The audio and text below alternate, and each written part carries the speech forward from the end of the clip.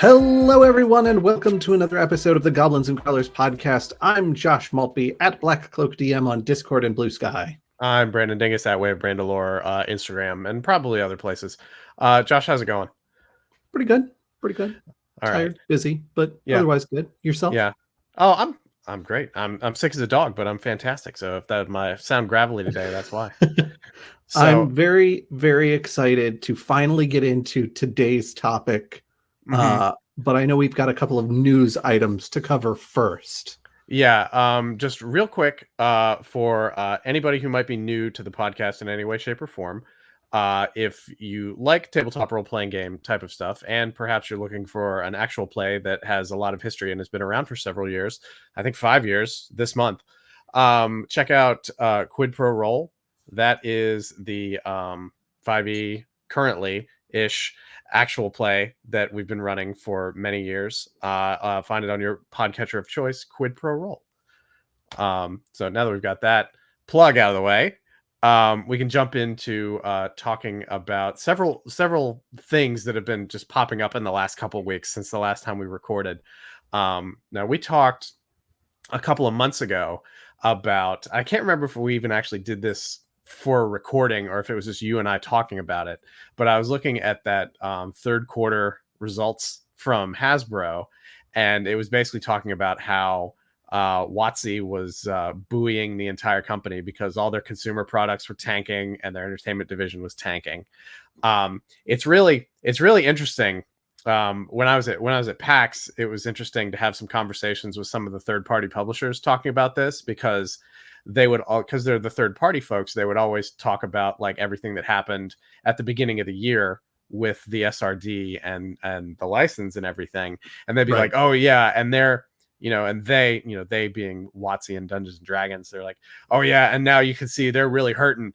Their revenues are going down and everything like that. And I had to correct a couple people. I was like, what? I had to be well, actually, guy. And I was like, well, actually, like WotC and D&D and Magic are basically the only things keeping that company going.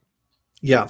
And that's not entirely surprising, because the reception for Baldur's Gate 3 has been the warmest I've seen for a video game in a very long time. Oh yeah, you got to figure that Baldur's Gate 3 has a lot to do with some of these numbers, because the way it's grouped together is like Wizards of the Coast is lumped in with digital gaming, which is separate from entertainment. But anyway, so we learned like a week or so ago, a couple of weeks ago, that Hasbro was going to be doing about 1,100 layoffs. And as somebody who's been laid off in the past, I feel it necessary to say this, that like it's a horrible experience, and you never want to see anybody lose their job or anything like that. But it is something that if you zoom out and look at it, it's interesting to sort of get an idea of what's going on with the company, right? So these layoffs were happening, which was not surprising when the announcement came out that it was going to happen, because, like we said, in October when the Q3 results came out, there were problems at Hasbro. There were a lot of problems, and D&D and Magic were the only things keeping it afloat. So everybody expected that the layoffs were going to happen to not WotC people. Well, it turns out, like, I think Dan Dillon was the first one to tweet about it. That's at least the first one that I saw tweeting that he was laid off, like, I think maybe like a week ago, the other day or something like that. Dan Dillon has been, he's a game designer. He's been with WotC for like 5 years. They poached him, I believe, from Kobold Press. I think he did a lot of great work over at Kobold Press, and he's been involved in a lot of high profile stuff at WotC. So seeing somebody like him laid off was kind of surprising, honestly. So I mean, I wouldn't be surprised if someone like him gets scooped back up by Kobold Press, with Kobold Press building some new initiatives and trying to build a lot of new content right now. Oh yeah, and I mean, there's a little bit that I can sort of say to all that, like where are all these people going, what are their attitudes and everything like that. But just the initial reactions are just like, well, wait a minute, like what's going on here? Because WotC was what was keeping it afloat, so why are they laying off all these people? Well, I recall seeing the news that they were going to do 1,100 layoffs before starting to see the posts about, hey, I was just laid off from WotC. And I remember when I saw the news, I was like, oh, well, that's probably going to be exclusively out of like the divisions that are really doing poorly. Like I imagine WotC and Magic the Gathering are going to stay like nice and chunky, and then everything else is going to shrink down because they're not making any money. And then I start seeing the tweets come out where it's like, yeah, I've been laid off. I've also been laid off. I've also been laid off. And it's like, whoa, what? Yeah. Well, all right. So I've got for anybody watching on YouTube, I've got the Q3 results up. I'll actually profit and loss sheets. Let's get real, y'all. Yeah, let me take those down for just a hot second and flip over to something else. Because I found I was going around over the last couple of days trying to find a really solid list of the folks that were laid off. And the Hasbro CEO Chris Crox had the typical "I'm a CEO laying people off" statement. While we're confident in the future of Hasbro, the current environment demands that we do more. Even if these choices are some of the hardest we have to make, I know this news is especially difficult during the holiday season. No sugarcoating how hard this is, et cetera, et cetera. Said, by somebody who gets to keep his job. And going through the list, it's like Dan Dillon. I saw a name on here of somebody because I was just trying to find the most comprehensive list I could. There are probably, in fact, I know for sure, I know 100% positively that there's at least one name on this list that I'm looking at right now who was not laid off. And I'm not going to share the list, but I think it's just because of a cryptic statement that person made. Got it. Yeah, but these lists are all out there. You can find them all over the place. Amy Dallin, who is a D&D Beyond producer and host. I think I've seen them on some things. Let's see. The D&D art manager. There's a talent manager, a game designer, David McDarby, who I've not heard of, but he was a game designer on the Magic side of things. There was like a director of D&D Beyond, software engineer, technical producer, community manager, more art directors. Chris Lindsay, who created DM's Guild, according to this, was let go. Their licensing and publishing manager. And then Mike Mearls, which is another name that is interesting for a lot of people, probably for a lot of reasons. Because for anybody who doesn't know, like Mike Mearls has become sort of a target because of behavior. Like it was like a person in the playtesting community that I'm trying to figure out the best way to say this, because like facilitated, allowed, he was aware of things that this guy was doing and like disclose names of victims publicly and everything. A lot of not great stuff that he was doing. He was previously like senior management on D&D. He was involved in a lot of stuff, like a lot of stuff that and it's interesting because if you look, I think you can even see it just on his Wikipedia page, like roles that he was in and then roles that he was moved to. It's very clear that he was being managed out of any sort of prominent responsibilities at the company before this happened. I think in his last position, in the last position he was in, which was actually over on the Magic the Gathering side, where he was essentially a full-time consultant for game design and stuff over there. Except when Larian was first starting up their Baldur's Gate 3 design, Mike Mearls was one of their primary contacts on making sure that it feels like Dungeons and Dragons. And that game is incredibly successful, and it has his fingerprints on it, for better and for worse. Yeah. All I'm saying is, like, as somebody who's worked as a manager at various levels, like, you can see when somebody's being managed out of responsibility and managed out of the business. That's fair. Fair. And it's possible, I will say, that he opted for that a little bit because he was public enemy number one a little bit there for the various things he was involved in that were not great. Yes, and anybody curious can look these things up. They're very easy to find. You can literally Google Mike Mearls controversy and find a lot of things. That is my favorite thing to do. Like, if there's ever somebody who I am unsure of, like whether to mention them or reach out to them to see if they want to talk to us or anything like that, I will Google that person's name and controversy and hope that I don't get any results. Or at the very least, the results you get are like, oh, it's rumored that they didn't tip at a restaurant one time, and you're like, well, that's fine. That's fine. But yeah, they with could like, probably get away with that. but people like Dan Dillon and for better or worse, people like Mike Mearls, they're going to get snapped up by somebody who wants to do something. It's Oh it, yeah, it's like when the Amazon and Google and Facebook layoffs were happening like a year ago, and you immediately saw HR and talent acquisition departments just like rubbing their hands together at like other I was working at a tech company at the time, and we got a lot of memos that was like, hey, we're gonna start doing some headhunting on these former Googlers and Amazon and Facebook Meta people. yeah, So yeah, like I wouldn't be surprised if Dan Dillon goes back. I believe it was Kobold Press, right? that Or sounds was he? right. Yeah, it was either there or Paizo. I don't have it right in front of me. But I wouldn't be surprised if he gets picked back up there.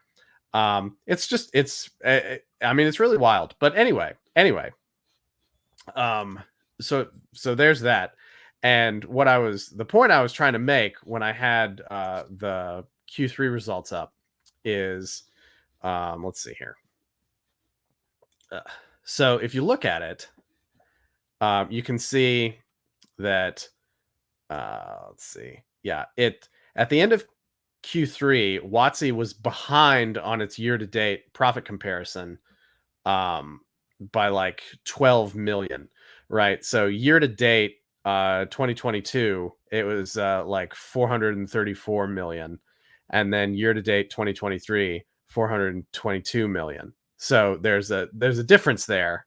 And I looking at that and like third quarter performance and everything, I think two things. And just from like looking at the numbers and being a person who's been laid off and being a person who's had to lay people off, uh, I think part of it was, okay, well, while they're still making a crazy profit, they're not beating year over year. Now, granted, this is like they probably will make that up with holiday sales, but then again, this doesn't factor in holiday sales from 2022 either. So it's probably still going to be ending the year with a deficit from year over year, even though it's still like a crazy, ridiculous adjusted operating profit.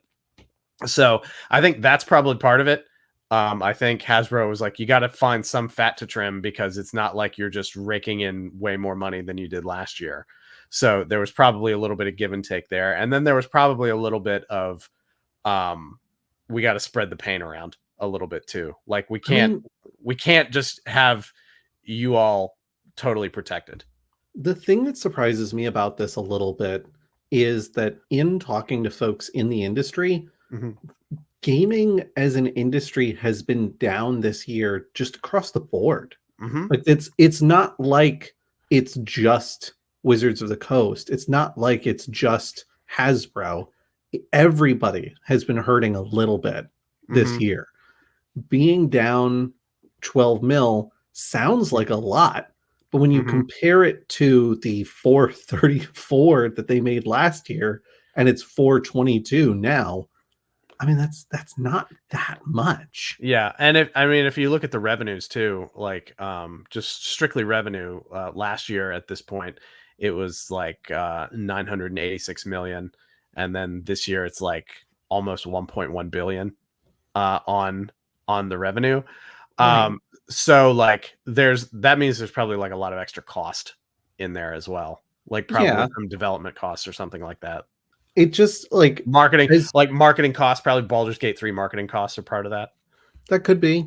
Yeah. As much as I want to celebrate the fact that smaller publishers are going to be able to scoop up some of this amazing talent that Wizards of the Coast has just set aside kind of haphazardly, I can't help but feel like this is a really bonehead, knee-jerk it's as if they're expecting projection wise that like, oh, we're just going to keep losing money if we keep this head count. And it's like, I don't know that that's true. Like, No, you I had mean, one down year. I mean, and it's not like it's not true. That's the thing. It's all about just like quarter to quarter management of what the number looks like, you know?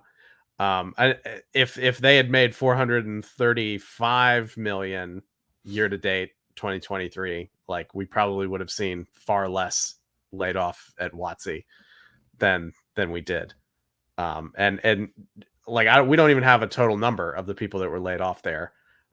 It could be as few as, you know, a couple dozen or something like that, which in the scheme of 1100 isn't a whole lot, but that doesn't mean anything to the person who lost their job. So I totally get that. No. And again, like my heart goes out to the folks who got laid off right before the holiday season. Like that's brutal. That sucks. I really hope that I know this isn't frequently the case, but I really hope that there was some kind of severance package, just I'm sure something there to was. cushion the blow a little bit. I'm sure there was with Hasbro.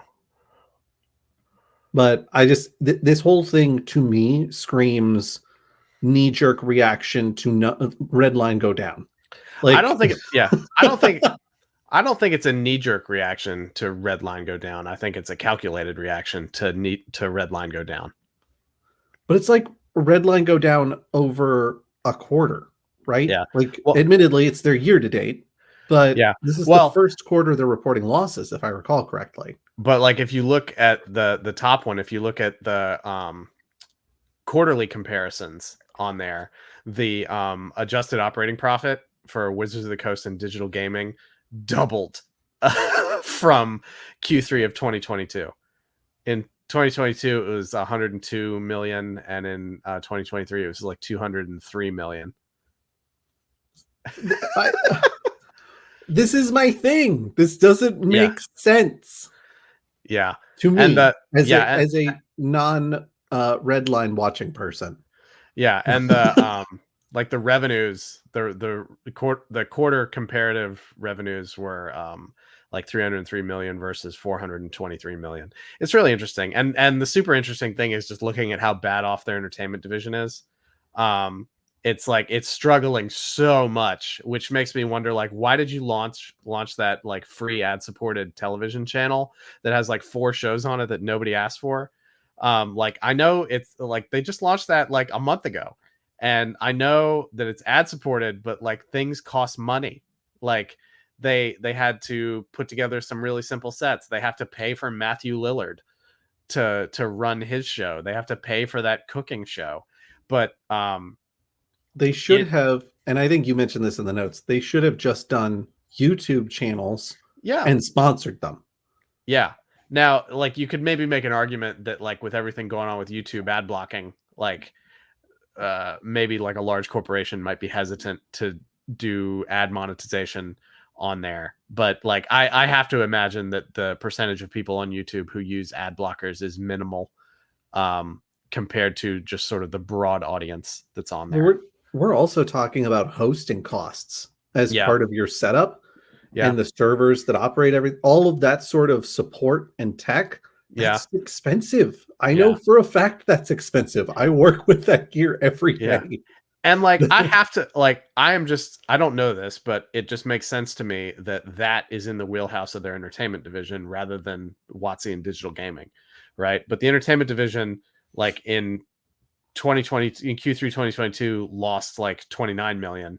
And then in Q3 2023 lost 468 million in just operating profit. Now they were able to adjust, like in the adjusted operating profit, they were able to claw it back a little bit, and it was like 6 million versus 8 million in terms of profit rather than loss. But there's got to be like a lot of depreciation and capital costs and stuff in there to get you to that number. It's like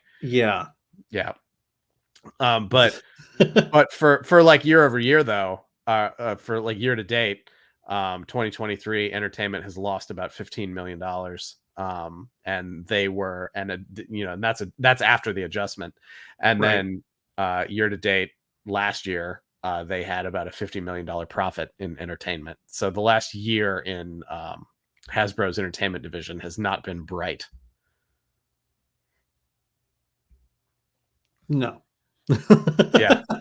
So it's just really interesting. Because again, like I feel like the minimal loss that well, not even a loss. This the minimal year over year loss that they were looking at for year to date, coupled with having to spread the pain around, is why we were seeing those layoffs there. But it's still kind of shocking when like a Dillon gets laid off like that, and like Right.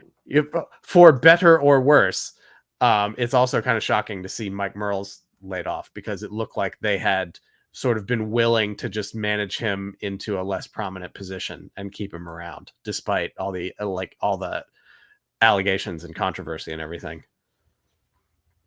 So yeah, it's interesting. I don't know. It's such an odd position to take, but it is my sincere hope that all of those folks make it out of this, moving into smaller publishers where, I don't know, maybe the schedule is probably going to be a little bit more hectic, but the work they do is a little bit more fun for them. It's a little bit less of the, I'm just one cog inside this 10,000-pound machine. Yeah. I mean, Dan Dillon wasn't a cog in the machine by any means. Fair. I more mean for the like lower tier talent that got laid off. Like, because I'm not worried about Dan Dillon. Yeah. I don't think Dan Dillon was struggling financially before getting laid off and is now like out on the streets begging for spare change. Like that. I'll create a character for you for a quarter. I suspect his salary was high enough that he's good for a bit. Yeah. Oh, and he will also be in high demand. Well, and I'm sure he's going to be fine. And yeah. If I recall, he's located in the Northwest anyway, so like it's not going to be hard to find somebody else that wants to hire him. I am more concerned out of the 1,100 people that apparently got laid off. I mean, we've only enlisted like what, 13, 14 names, something like that. Yeah. So that's nothing. That is the tiniest drop in that bucket. And that's, I don't know, that's a ton of folks. And I just hope those folks are able to find something in the industry to keep doing what they enjoy doing. Yeah. And I would encourage everybody, as I always do, to read Chris Croc's, the Hasbro CEO's like full email on the layoffs, because it's, you know, if you've ever been in that position before, like getting laid off, you know how these things are. If you've ever been the person who is left behind after other people are laid off, you know how these things are. I always encourage people to read these things just to sort of like get a vibe for it. So check it out. But did you call him Chris Crocs? Yeah, Chris Croc. Yeah, Chris Croc. His name is Chris Cox. Oh, sorry. He might wear Chris Crocs. Yeah. And listen to Chris Cross. I was looking at Chris while I was saying it, and I just saw the R in there, and that's where that was coming from. So anyway, I don't feel too bad for mispronouncing his name, since he got to keep his job. There is a bit of that. Yeah. There's that will salve the insult that he feels. Penny Arcade released a comic recently where they have a meme version of Chris Cox show up at their door, and he's like, yeah, now that I've laid everybody else off, it's Wizard of the Coast. I'm thinking, what does one wizard need with a whole coast? What do you think about Wizard of this hole I just found? Apprentice of the private beach. But yeah, and you know, like one of the people who was laid off was like one of the D&D art managers, and they were like, well, it wasn't, they tell me it didn't have anything to do with performance, my position was eliminated, I'm just gutted, can't even utter a snarky quip or a lighthearted anecdote, it's just miserable. And that leads me into the next thing I was going to talk about, is like there's apparently has been another kerfuffle going on about AI art in Dungeons and Dragons books. I've seen the post that you're talking about. I don't buy it. I don't like until I start seeing something come out of it that seems, now admittedly, they have caught their artists before trying to use AI art, but Yeah. they told that artist to stop it and that they wouldn't use any of that work. It seems unlikely to me that they would 180 on that stance in less than a year. Yeah, and That was like Glory of the Giants releasing. I know, and I think it was all like, from what I understand, from what I've been able to piece together on this, it was all just a lot of confusion. Because I noticed it like yesterday, I think, when I saw that like the D&D Facebook page reposted their AI policy, and just there was no context for why they were posting it. They were just like, hey, like I think they literally said like, hey, just putting this back out there, just reaffirming our commitment to this. No AI, no AI, no AI. And apparently, and I'm getting sort of into the realm of gossip here, but apparently what it was is like tied up with all these layoffs. Some folks saw a job posting for an artist on the Watsy site, Right. and it said stuff like, they were seeing language in there like refine and modify illustrative artwork for print and digital media through retouching, color correction, adjusting ink density, resizing, cropping, generating clipping paths, and hand brushing spot plate marks. Use your digital retouching wizardry to extend cropped characters and adjust visual elements due to legal and art direction requirements. And I'm pretty sure extend cropped characters is what was throwing a lot of people off on there, because Right. people were reading that and thinking that it was like a GPT / mid journey / insert your AI here, like art job. But Right. no, that's just like, that's all stuff that you do, that you've done that people have done in graphic design jobs since the 50s. Well, so that there was a huge uh supposition that was made, which was, well, didn't they just lay off a literally ludicrous number of artists? So if they don't Mm-hmm. have any artists still in the studio, who's like, what art are these people going to be editing? And it's like, Contract okay, art. first of all, D&D has always, as has Magic the Gathering, always run on contract art almost to the T. Like Yeah. their in-house artists don't draw that much stuff for their work. It is Yeah. mostly contract artists, and then Because the it's so artists much they cheaper. hire are retouchers. Yeah. It's so much cheaper to use contracted work for that kind of stuff. But on top of that, they have a library of art that they own that they Mm-hmm. use for a wide variety of things.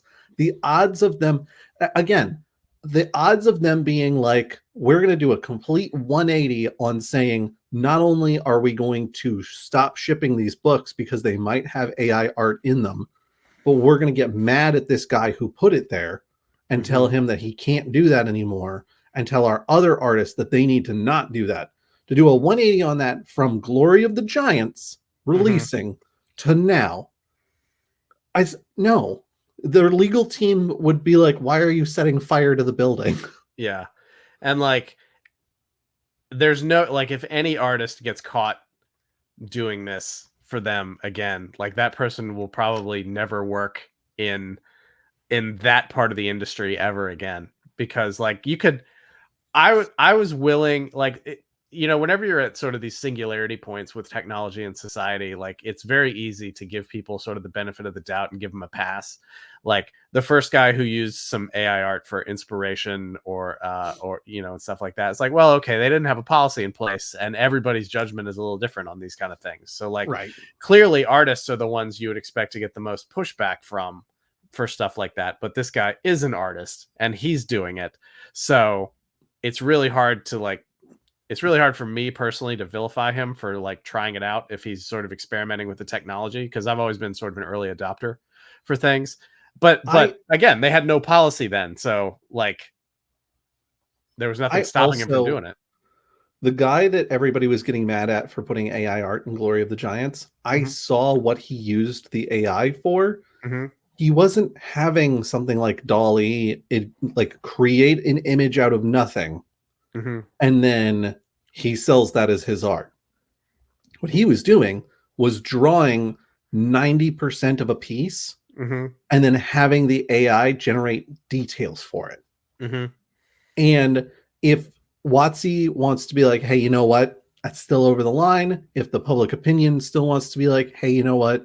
That's over the line. That's fine. But I feel like it's important to contextualize that because this is more of a gray area than anyone I recall being part of the conversation was highlighting. Because everybody wanted to be like, down with AI art, stop stealing other artists' work to create your work and then sell it. That's completely unethical.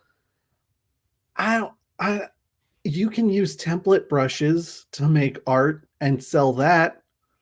Is this so different from that? I don't know that it is. I think it is, but I don't want to get into that discussion today. we can have that conversation another time, but that's just an at a glance where I'm at with that specific situation.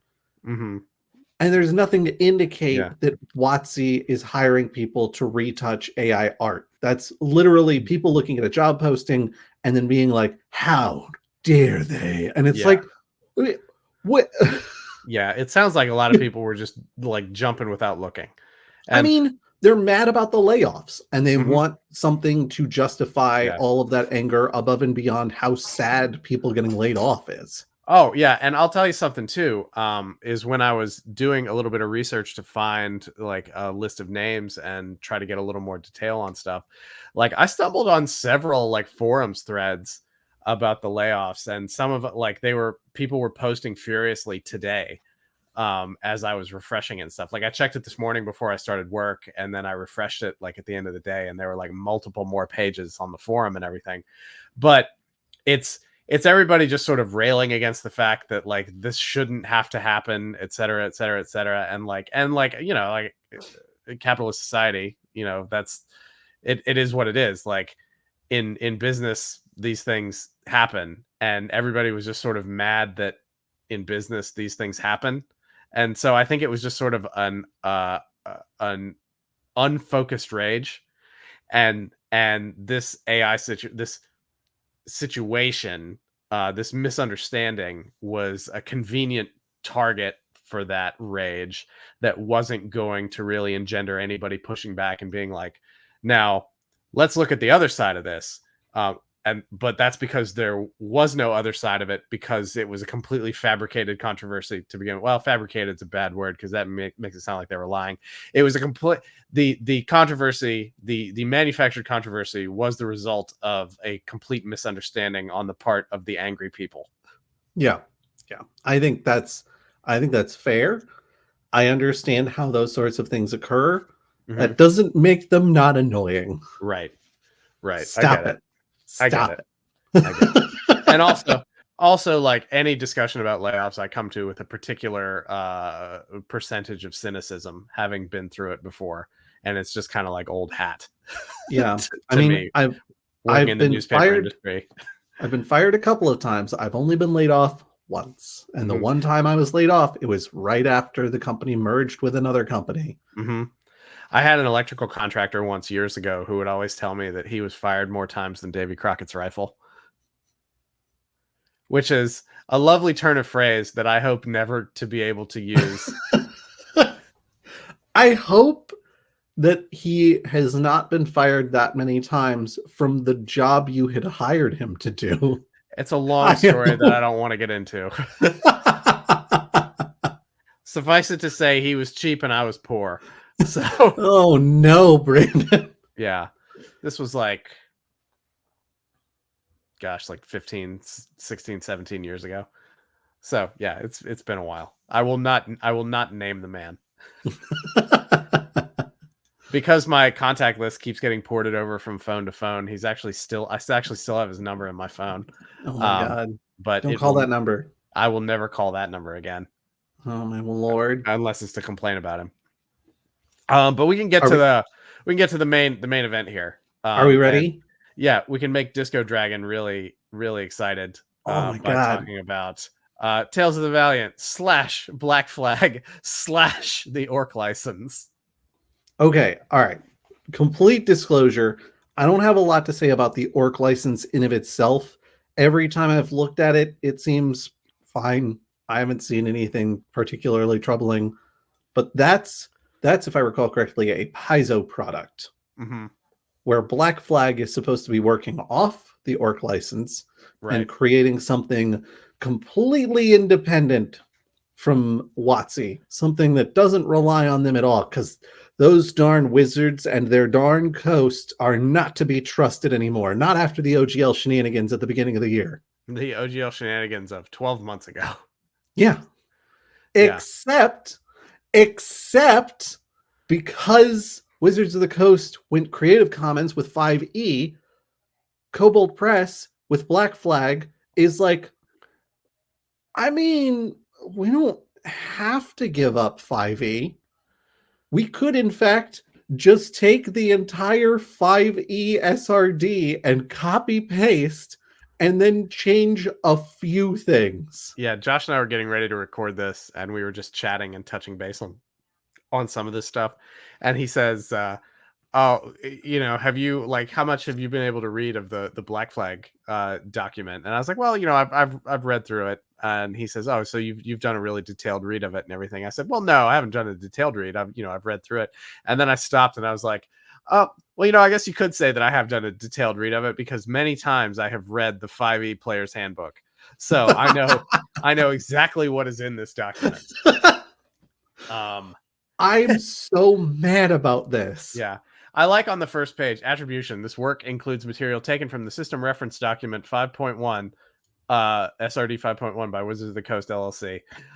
It should read, this work is mostly material taken from the system reference document. The spell list is the same. The class list is the same. The condition list is the same. The how you take a turn is the same. Like, it's just 5e with a couple of extra things. The only thing I can give them credit for, and this, frankly, is a very low bar, is that instead of just using the 5e SRD monster manual, they added some Kobold Press monsters to that. Yeah.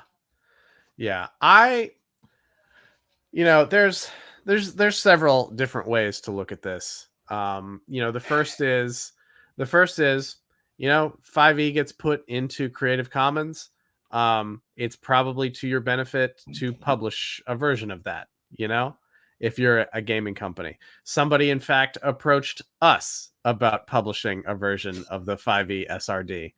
And I was like, I personally was like, I don't feel like that's the best use of my time.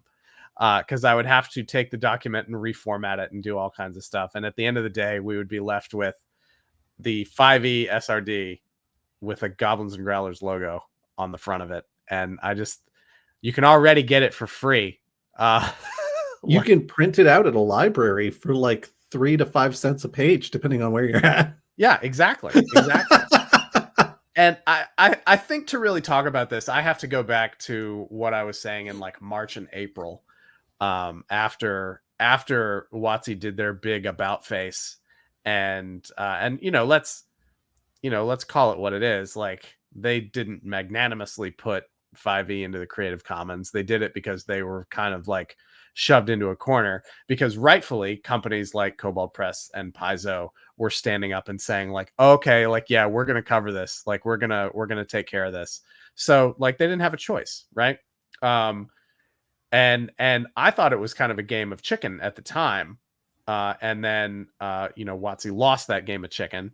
And I was very surprised that, all these other companies, these other third-party publishers that had risen up in that 4 or 5 week period to be like, we're going to make an alternative system, like, just kept on it.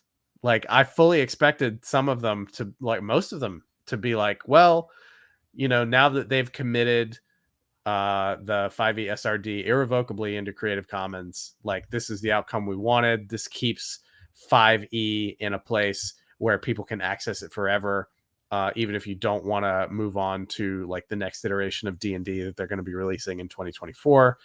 But they just kept going, and it just, I think I said it at the time. I'd have to go back and listen to like everything that we've done this year, and I don't even think I said it like on a recording, but it's just like, it just seems like a big waste of time to have a big, no pun intended, like flagship product like this that brings very little in the way of originality to the hobby. Like, okay, let's give it the benefit of the doubt and say this is very different from 5e, right? Let's say, for the sake of argument, which is, I want to be very clear, what I'm saying now is a lie.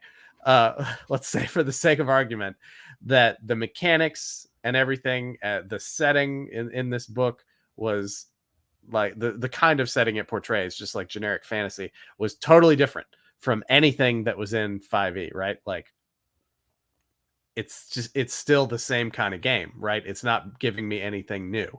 Like, it's still setting you up to play just sort of a generic fantasy game, even if all the mechanics were different. Like, if you're going to do something like this, you really need to bring something original to it. And having and renaming inspiration as luck and creating a few more rules around it ain't that. Nope. Using elements of your pre-existing bestiary in this, that ain't that. Like, you need to bring something different to me for it.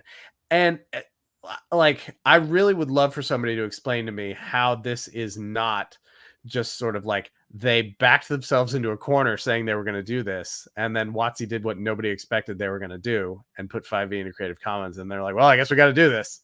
Like, I guess we got to go ahead and put this thing out, because they were already planning that Kickstarter is what it was.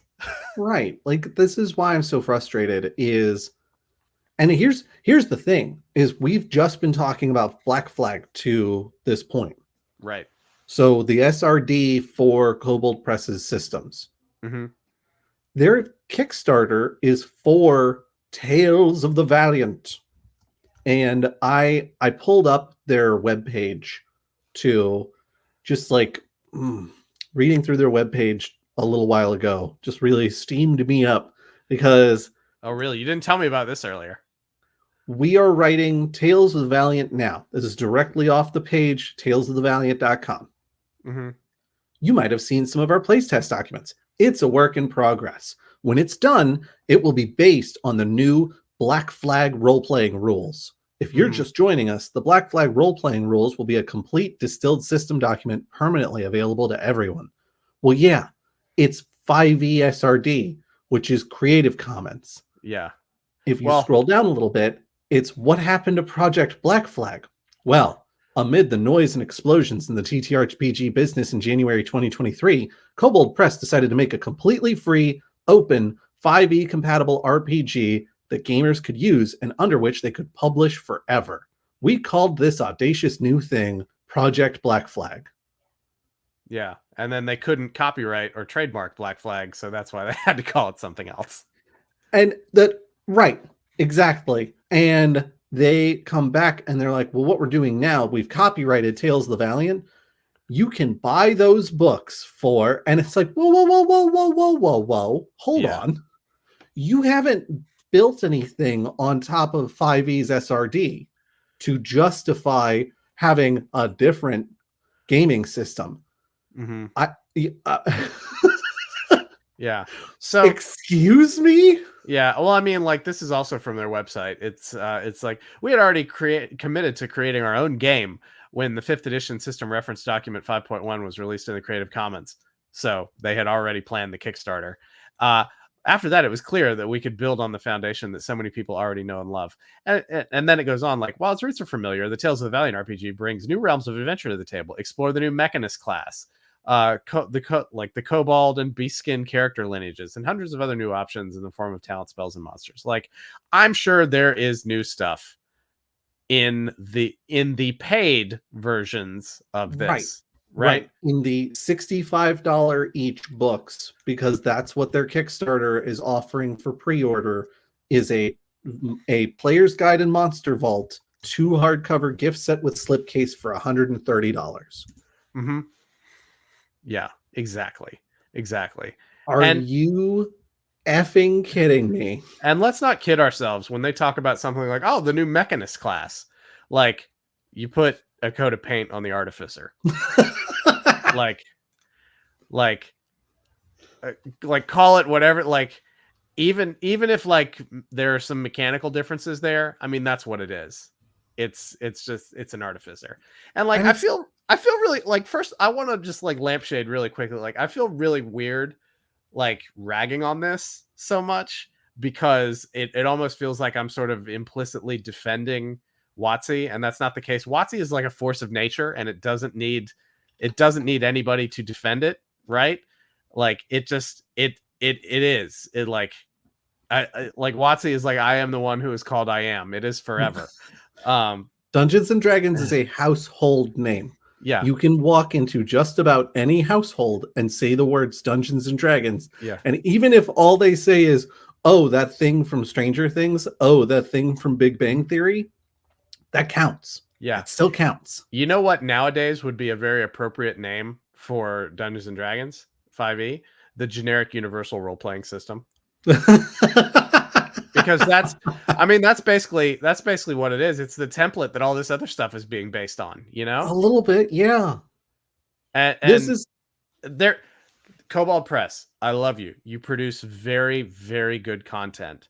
This was unnecessary. I realized that the train was already out of the station when they put it in Creative Commons, but it's just not like, I feel like the only reason to buy Tales of the Valiant is because you're somebody who just doesn't like WotC on principle. You want to have D&D 5e books that don't say D&D on the cover. Right. Yeah. That's a little bit how I feel about this as well. And that's part of why I'm so irritable about it, is that they took advantage of the literal firestorm that D&D had built up at the beginning of the year trying to revoke the OGL. Mm-hmm. And they were like, you know what? Like, we're going to, like, yo ho, my pirate kin, like, we're going to rise up and we're going to build something not so different from when Paizo released Pathfinder 1E. Mm-hmm. We're going to take some of the principles of their gaming system and we're going to build something different. We're going to build something new. It's going to be ours and we're going to share it with the world and it's going to be beautiful and it's going to be great. Mm-hmm. And then WotC's like, what if we Creative Commons 5e? And Kobold Press is like, well, I guess we don't have to do our thing now. Excuse me? Excuse me? Yeah. Like, you can't drum up all this support and be like, we'll charge into the furious fray and Paizo leading the way with their orc license that we'll be a part of, and et cetera, and then be like, well, it's basically 5e. Like, it's not quite, but it's basically 5e. Yeah, for all intents and purposes, this is what it is. I've said this a lot in the past. It's like, I really appreciate when people take big swings on creative projects. Yeah. Whether they're good or whether they're bad, whether they're successful or whether they're complete failures, I always appreciate somebody who was willing to step up and be like, this is the thing we're doing, and we're doing it with the full heart and our complete and total commitment. And that is not what Kobold Press did here. They said, they made a lot of noise like that's what they were going to do. And then they said, we are going to take their thing and call it our thing, and then get you to pay money for our set of books, which, if you boil everything else away, like strip away all the duplicate mechanics, duplicate spells, things like that, you're basically ending up with a supplement book for your 5e stuff. Right, which Kobold Press was already producing. Yeah. They were already producing supplement books. And this is just a bigger supplement book. And like, believe me, I know how much like the man I sound when I say this, but it's like, you're not going to dethrone WotC. It's not going to happen. Like, not I would have this, certainly. No, like I would have I would have been so much more receptive to this if you had created something truly original and put out there. And like, we all know why they didn't. They didn't because they're trying to hang on to the same market that they've been going for the last forever, which is, 5e players, because it is essentially the generic universal role-playing system these days, um, who want to get, extra stuff, you know? They're not trying to break new ground. They're not looking for a blue ocean of customers or anything like that. They just want to be able to sell the same thing to customers. And I've been avoiding saying this, but it just, if I had to completely distill my feelings for Project Black Flag now, where it stands now in late December of 2023, it's cynicism. Yeah. Well, here's the thing. We have an example of a company that said, we don't like what Wizards of the Coast is doing, and we're going to take what they built. We're going to build something better. And then at the point that the OGL is falling apart, we're going to rip them out entirely. We're going to do our own thing. And that's Paizo. And admittedly, Paizo has a bit of a head start on Kobold Press with this, because Paizo did Pathfinder 1E, that was when 4th edition came out. So was that like 2014, I think? No. Earlier? No, 5th edition came out in 2014. So it would have Oh been, my God. Yeah, like I want to say somewhere between 05 and 09. I never played 4E. So I don't know. I went straight from 2nd edition to 5th edition. So I never played 3 or 3.5. And like Paizo was absolutely brilliant though in the way they just sort of suckered Wizards of the Coast back in the day.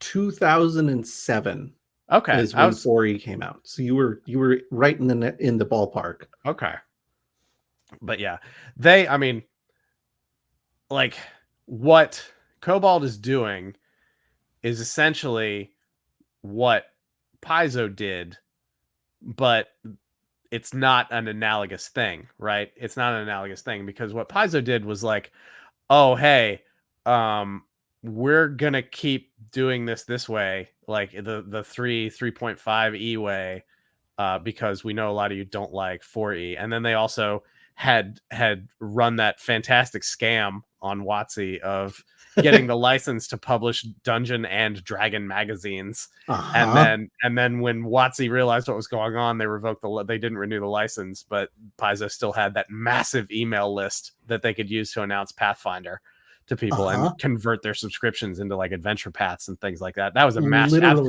that is the definition of master stroke. You can keep paying us the same money you have been paying us and keep receiving content from our writers, which you've shown you like. All you have to do is check this box and hit I accept.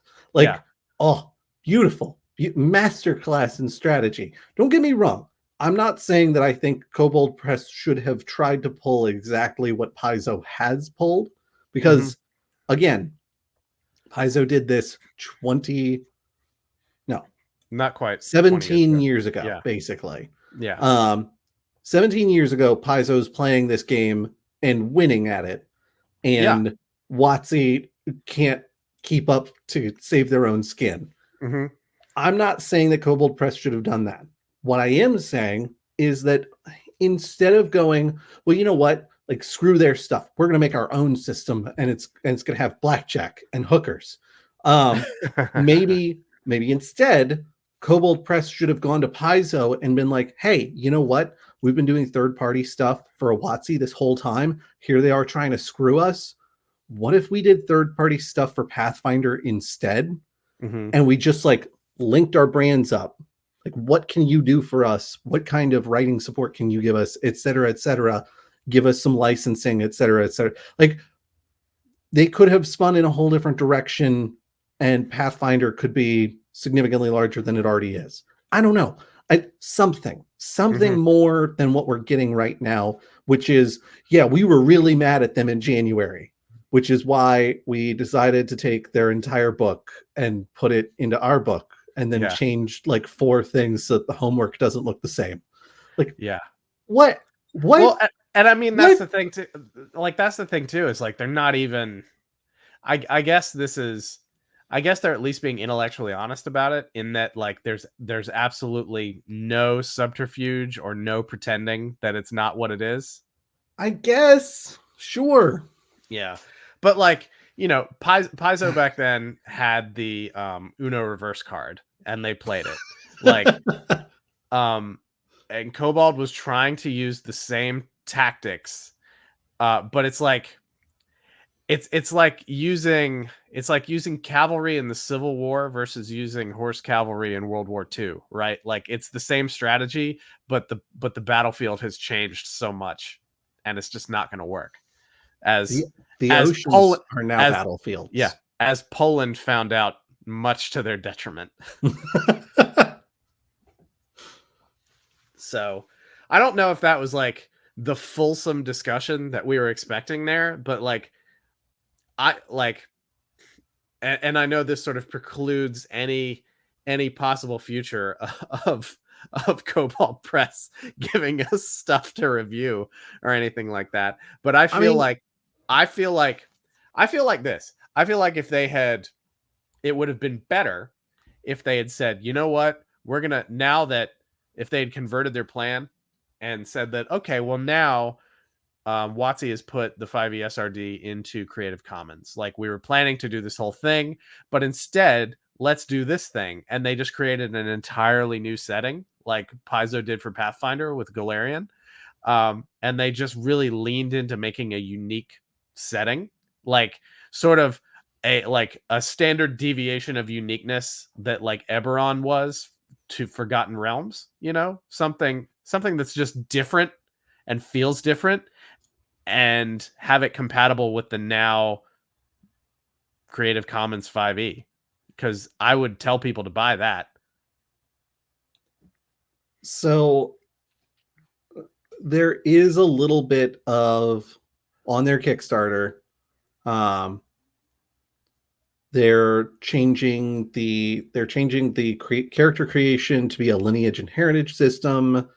There will be different talents and backgrounds. Yeah, but you know who else? You know who else is doing like lineage and heritage in the next iteration of their product? Yes.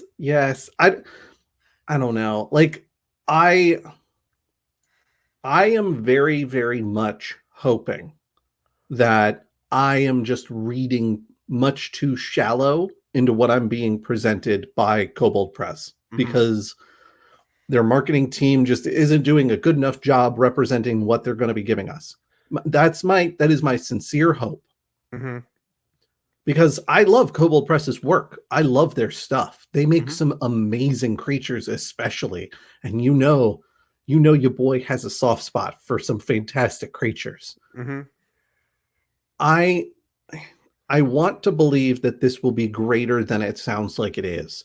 But when you present to me your Black Flag SRD and you're like, this is going to be something that they can never get rid of, like, because it's built on the Creative Commons license they issued. That you can never get rid of. What? Come on. Yeah. I'm going to check out Tales of the Valiant, in part because that's the whole point of this show, is for us to be looking at what is current in TTRPG stuff and let people know, like, hey, here's what's new about it. Here's what's different about it. Here's what's cool about it. Did it meet with our expectations? Did it exceed our expectations? I'm going to check it out. I'm going to look at it. But as it stands right now, I am very annoyed. I'm very annoyed because I was promised something very different from what I'm seeing. Tales of the Valiant, more like Tales of the Variant. Am I right? I've been sitting on that one for a little while. Oh my God. Yeah. Yeah, like it's really hard for me to say to somebody, especially in this era of like just the books costing more and inflation being what it is, be like, yeah, go buy this other thing that's basically the same as the other thing that you can get for free. Right. I mean, all right. So Black Flag SRD is also free. Right. So that's, but like, I don't know. At that point, just download both and then take whichever mechanic set you like better. It's literally just variant rules. It's 6 to 1, half dozen of the other. Yeah. I mean, really. Yeah. Really. But like, if you've already got the full suite of 5 ebooks, and like, let's say you're like, hey, you know what? Like, you know, 1D&D, like when that rolls out, I'm just going to kind of stick with what I got, even though they say it'll all be backwards compatible. Like, that's great. Like you said, like you're going to stick with playing 5e, like probably so many other people on this planet. What possible incentive would you have to buy Tales of the Valiant if it's essentially the same system with just a couple of minor tweaks? Right. And that's where I'm like, you need to show me something more than what you have shown me to justify the fact that you're publishing books based on this system that you keep calling your own and inspired by 5e, but I've looked at the bones. It's just 5e. Yeah. Yeah. Like, I have more variant rules in my home games than you do in this book of rules that you have published for free. Yeah.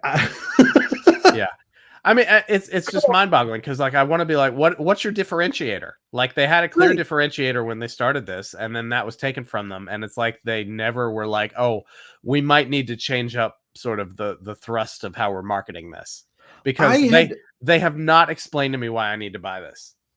I had from the beginning assumed and apparently made an ass of you and me that when they said we're getting away from WotC because we're tired of this nonsense, that what they meant was we're building something that is unique from their stuff, but with enough of that flavor that you coming from the one to the other, it's going to be an easy transition, much like Pathfinder 1E was from 3.5.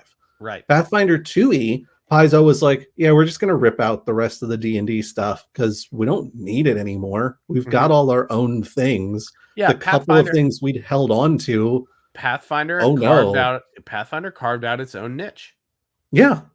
And that's what I thought Kobold Press was doing with these big, bold statements they were making in January.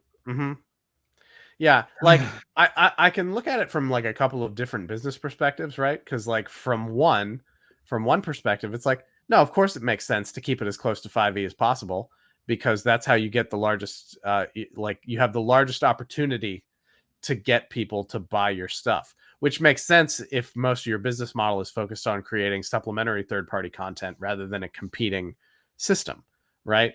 So that's thing one. Like that's how it makes sense to do it. But you know, at the same time, like you gotta, like I was saying earlier, like you gotta give me that reason to buy it. And spite is not enough of a reason for me to spend what, like $120? 130. Okay. Yeah, it's just not enough. So I don't know. What do you all think? Like, you know, tell us what you think about the whole thing. Like, it's entirely possible that the both of us are just bitter and off base about this and everything. So I would love it if you could hop onto the Discord at bit.ly/goblin discord and tell us whether we're right or wrong. There's you know, and while you're doing, oh, go ahead. It wouldn't be the first time that you and I were both old man shakes fist at cloud about something. Yeah. I just maybe I'm too pragmatic about it, but just like I just don't see a reason. I just don't see a reason. Neither do I. Yeah, but if you do agree with us and you want to have us essentially be your proxy proselytizing to your friends, then you should definitely telephone, telegraph, tell a friend about the Goblins and Growlers podcast, because word of mouth is the best way to grow the audience on the podcast, and as I always say, the best ludicrous album that was ever released. Also, feel free on your podcatcher of choice to leave us a 5-star review. If you don't want to leave us a 5-star review, I would prefer that you criticize in private and praise in public. So if you want to leave less than 5 stars, let us know what we're doing wrong and give us a chance to make it right by you.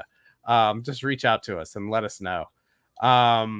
Also, like we said at the top, Quid Pro Roll, our sister podcast, give it a listen if you like that actual play flow. It's a fun time. We've been doing it for 5 years, and we're most likely going to keep on doing it. Josh, what am I missing from the usual list of stuff? The one thing you're missing is talking about our monthly newsletter that Brandon creates, which is it's part of an email list. You sign up, you get one email a month that's got a little bit of TTRPG news in it, a little bit of indie content in it, and a little bit of an update on Goblins and Growlers stuff in it. And you can find the link for that at Linktree. Let's linktr.ee/goblins and growlers. And among all of our socials, our Big Cartel store, all of that kind of stuff. So yeah, and it'll be in the show notes on this, whether you're listening to this on audio or you're watching it on the YouTube channel. Also, tell a friend about the YouTube channel. We're sort of kind of trying to start growing the YouTube channel in sort of a semi-serious way. So, subscribe to it if you haven't already. I promise that at some point we'll have a solid content strategy for it. But for right now, we just want to start landing some people there so we can justify using it to ourselves a little bit more. But come listen to our voices and look at our faces. Josh, did we wish anybody a pleasant holiday since this is coming out on Christmas Day? We did not. It's being released on December 25th, so Merry Christmas to those who celebrate. We're a little late for Happy Hanukkah for those who celebrate, and we'll throw a Happy Kwanzaa and a Happy Holidays in there as well for those who celebrate things other than the 3 listed. Yeah, just happy. Have a happy holiday season. Hopefully you got to spend some time with loved ones. I know a lot of people say family, but sometimes family aren't loved ones, and we understand that. Have a good time, whoever you have a good time with. Absolutely. And so we will see you all, I believe, on the 8th of January is when we will be back. And that's so soon. I know it's very soon. So we'll see you on the 8th of January. I think we've got some ideas what we want to talk about. We have some sort of thoughts about where we want to take the podcast in the year to come. And we'll draw at you on that. And, let us know what you feel like, too, about the idea of us trying to do some live stream episodes and some other things like that. The thing that I just realized, given that you said the next episode is going to be on the 8th of January, is that we didn't talk about the cons we're going to be at. Part of our crew will be at Ichiban Con in Concord, North Carolina. That is January it's the 12th through the 15th or something. Yeah, the 12th through the 14th. Okay. And then a different subset of our crew, Alon, I believe, being the only overlapping member, Alon will goes be to at all the MagFest. Yeah. Alon at Con will be at MagFest January 18th to the 21st. Yeah. Alon has a lot of PTO and he wants to start using it early. So if you're going to be in either of those locations, if you were already planning on going to those cons, great. If you're going to be in those locations you weren't planning on going to those cons, I think you can still get tickets. Come see us. See us at panels, say hi, get a high five, maybe a hug from those of us that are comfortable with such a thing. Buy a t-shirt. And it'd be great to see y'all out there. Yeah. Oh, quick tack on about Ichiban Con. This year, Ichiban made the decision, because the con's grown so much, to span it over 2 weekends. So we are going to be there on the 2nd weekend. So plan appropriately for that situation. It's annoying that we're there like the weekend after Bit Brigade, because I love me some Bit Brigade. Oh, it's because they're great. But the Ichiban crew will include the Horse Girls podcast crew, which should be fun. Be fun. All right. I gotta go recover because I'm still sick. So let's call it there. Go get some rest, and y'all enjoy the rest of your holiday season, and we'll see you in January. All right, everybody have a good one. Bye. Bye, y'all.